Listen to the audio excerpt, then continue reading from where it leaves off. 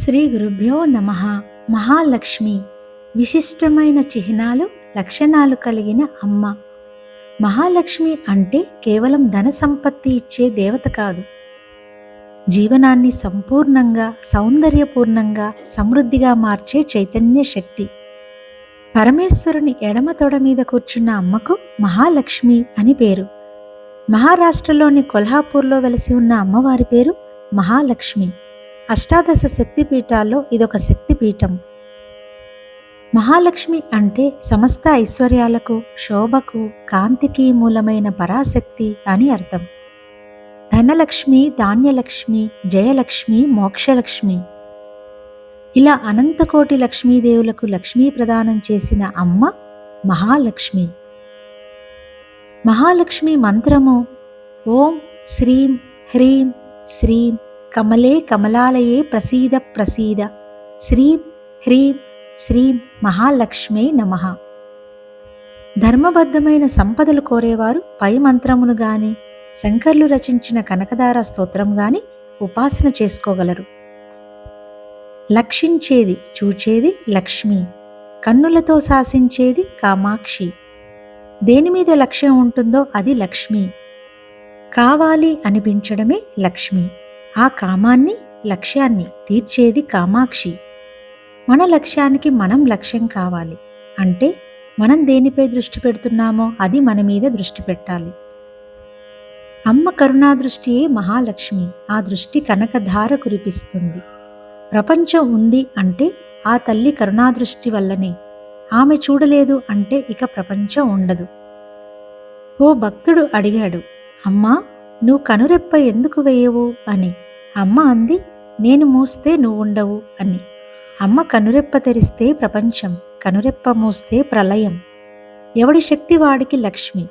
కవికి కవితాశక్తి లక్ష్మి, గాయకుడికి గాత్రం లక్ష్మి. మనం సృష్టిలో దేనివల్ల పోషింపబడుతున్నామో, దేనివల్ల గుర్తింపబడుతున్నామో ఆ శక్తికే లక్ష్మి అని పేరు.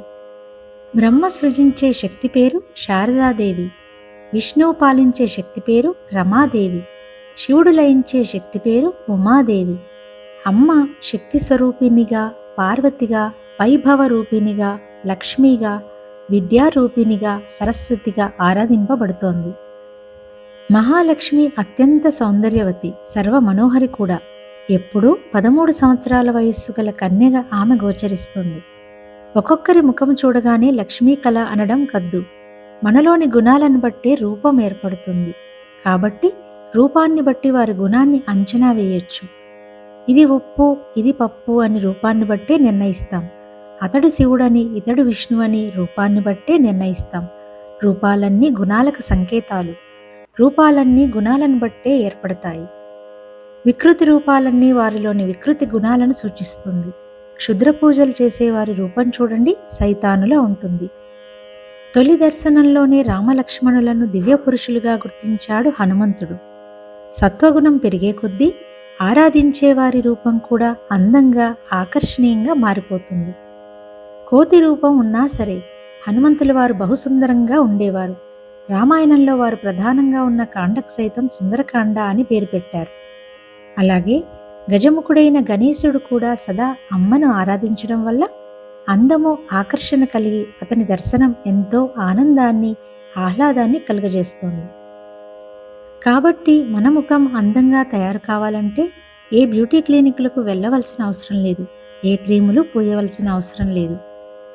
మనం సాత్విక గుణాలను కలిగి ప్రతినిత్యం లలితానామాలు చదువుకుంటూ ఉంటే చాలు, అందంగా, ఆకర్షణీయంగా మారుకుంటాం. ఆడవారైనా మగవారైనా లక్ష్మీ కళతో కలకలలాడుతూ ఉంటారు. అరుణాచల రమణుడు ధరించింది కేవలం ఓ కౌపీనం మాత్రమే. కానీ వారి తేజస్సు ప్రపంచ నలుమూలల నుండి ప్రజలను ఆకర్షించింది. తపస్సు తేజస్సుగా వ్యక్తమవుతోంది. తేజస్సును బట్టి వారి తపస్సును అంచనా వేయవచ్చు.